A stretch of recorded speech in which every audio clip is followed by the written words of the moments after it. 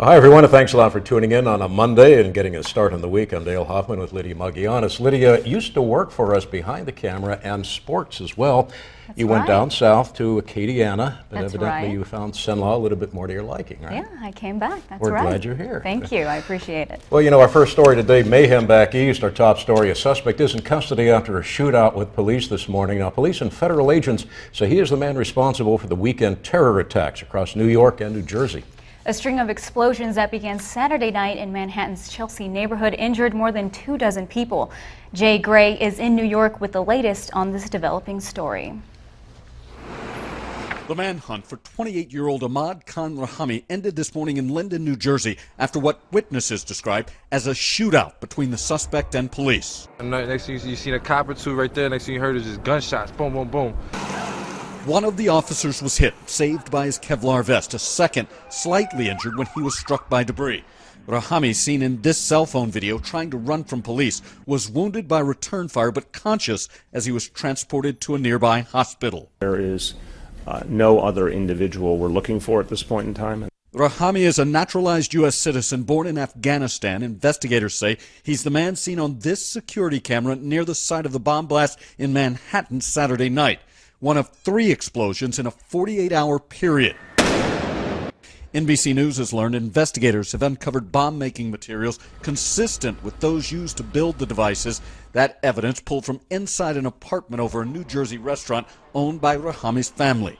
We will continue to conduct investigative activity to ensure we completely understand Rahami's social network. As that investigation continues, so does the resolve of the communities affected. They don't get scared. They're tough, they're resilient, they go about their business every single day. As police and federal agents go about the business of trying to understand how and why it happened. Jay Gray, NBC News, New York. Well, CBS is reporting Rahami is facing 5 charges of attempted murder and 2 guns charges. Now, this is all unfolding on the eve of the UN General Assembly. Security citywide has been tightened with more than 1,000 additional officers and National Guardsmen on duty in the streets of New York City and New Jersey.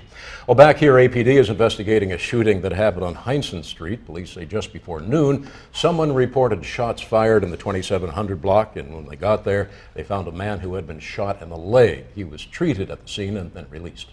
As to who pulled the trigger remains under investigation. Police say no one else was hurt and no property was damaged. If you have any information, you're asked to call police.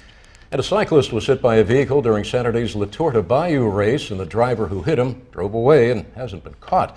State police are investigating the case as a hit and run. And while cyclists are expected to follow the traffic rules, motorists should also be cautious and share the road.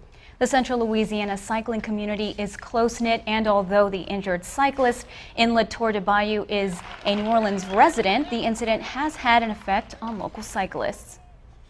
Very disappointing when you hear that you were on an event and someone got hit, because you're always thinking it could have been me, could have been my family member, and so it makes you think twice, you know, before you just want to get out on the road and ride your bike. You know? Mick Mickens hopes cycling in Central Louisiana will become safer, but for the time being, she continues to encourage families to ride at her indoor cycling gym called Fix. And a scary moment for one of the drivers involved in a traffic accident this morning on Jackson Street. The accident happened just after 8 o'clock at the intersection of Dorchester Drive. The driver of a Honda Civic was traveling on Jackson Street when she looked in the back seat to check on her baby and reportedly ran a red light. When she turned back around, she saw a Ford Explorer pickup crossing Dorchester. The woman was unable to stop and hit the truck, causing it to flip onto its side. According to the Alexandria Police Department, officers were able to free the truck driver. The woman was trapped in the pickup, which had started to smoke. No injuries were reported. And another story we're following today, attorneys for Darrell Robinson asked a Rapids district judge to require the district attorney's office to adequately answer a list of questions leading up to a hearing. This is to determine if Robinson will have his conviction and death sentence vacated. Robinson was convicted in the 1990s of murdering a family of 4 in the Poland community. However, his attorneys believe the state did not provide all evidence it had to the defense for the trial. Earlier this year, Robinson's attorneys submitted a list of questions to the state to help them prepare for the hearing on the matter, but they say the state's brief answers or no answers at all are not enough. Some of the questions were about wanting to know about missing documents and if the prosecutor on the case ever withheld any evidence. A judge will rule on the request for more detailed answers on the 27th of this month. And a defense attorney says real estate heir Robert Durst has been assigned to an Indiana prison's medical unit rather than the California prison requested because he faces a murder trial in Los Angeles. Dick DeGuerin says the Bureau of Prisons assigned the 72-year-old Durst to prison in Terre Haute. He said Durst's legal team doesn't know when he'll be moved, but expects to learn something more possibly later today. Durst is serving 7 years after pleading guilty in New Orleans to a federal weapons charge. He is charged in California with killing his friend Susan Berman back in 2000. His attorneys say Durst wants to prove his innocence.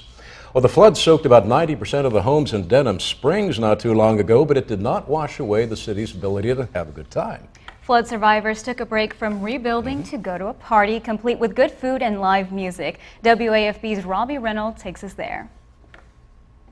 We just wanted to come down here to see my friends. 6-year-old Jeffrey Meyer is having fun for the first time in a long time. His family is like many families in Denham Springs that have spent the majority of the past month gutting and repairing their homes. That's why many volunteers and groups came together today to put on Doing It for Denham. I came through the window last night. Live music, food, and Saints football. The best part is when I go up to someone and I thank them for coming out and all that. You can just tell them that. You go, oh, no, thank you. We really appreciate it. Volunteers included many restaurateurs and local cooks that were happy to start serving food again. Nicole Mabry says the food business took a big hit. The challenge today is that a lot of the businesses and restaurants are not open yet. We do have some that are, but they're overrun with people trying to get supplies and food and things like that. Event coordinator Greg Reggio is a restaurant owner from New Orleans. He went through Hurricane Katrina, and he says it's important for homeowners to get a break. We've been there before with Katrina. We know what they're going through, and so it's just if we can get somebody maybe for 10 or 15 minutes, kind of put their troubles behind them before they get back to the big task they have, then we've done our job.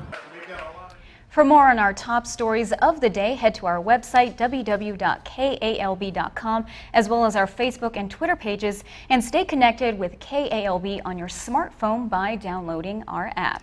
Coming up after weather, at least part of the Zika situation in Florida is improving.